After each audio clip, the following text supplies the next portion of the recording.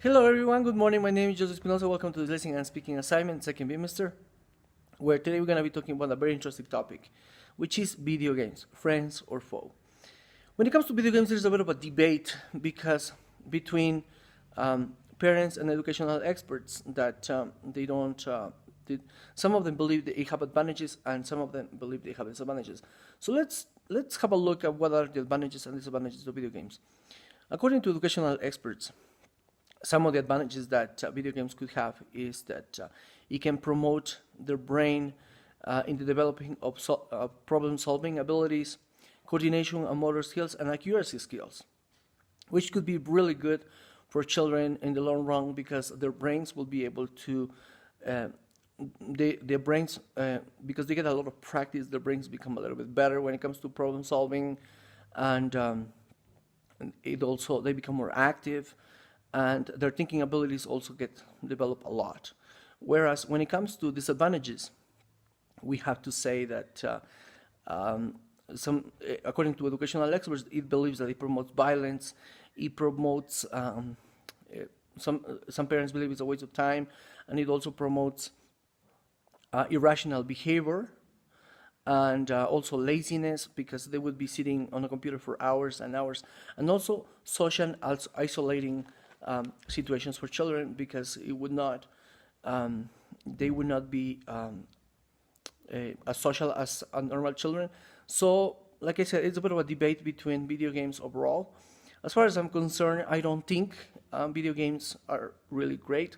I mean, as an entertainment, part-time or whatever, it's okay, but for the children to be like, for the children to be spending hours and hours, like I know people who spend like 8 hours a day playing video games, and that's not good because, they are like, it promotes a sedentary life, and that would not be good on the long run.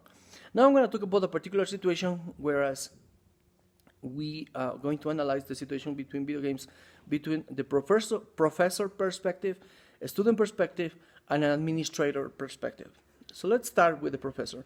The professor thinks that video games are highly motivating, that it gives students the experience of making decisions, allows students decisions to be compared to actual and historical events, helps students understand why historical events happen the way they did. Well, I agree with the professor because, yes, there are some video games that could be recreational. It can be inspiring, in which, especially when it comes to like problem solving, like math problems, like discovering things, in which they have to think. So if we view from that point of view, video games could come across as inspiring, and it also, like, when they have to play like about history or whatever, they will also learn. So from that perspective, I think that's what the professor mean. When it comes to the student point of view, we can say that games can be played at home. Students can come to class for something different. Games are in real life. Professors should teach information directly. According to the student perspective, students believe that video games are not that bad, because it's just like a recreational thing that they do.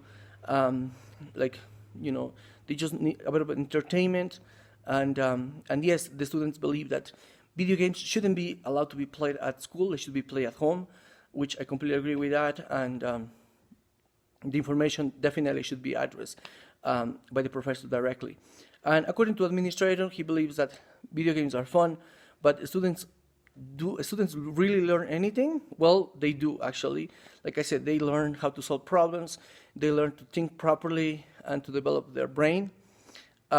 What does research show about using video games in class? According to research, it says that using video games in class is not that good because they get distracted.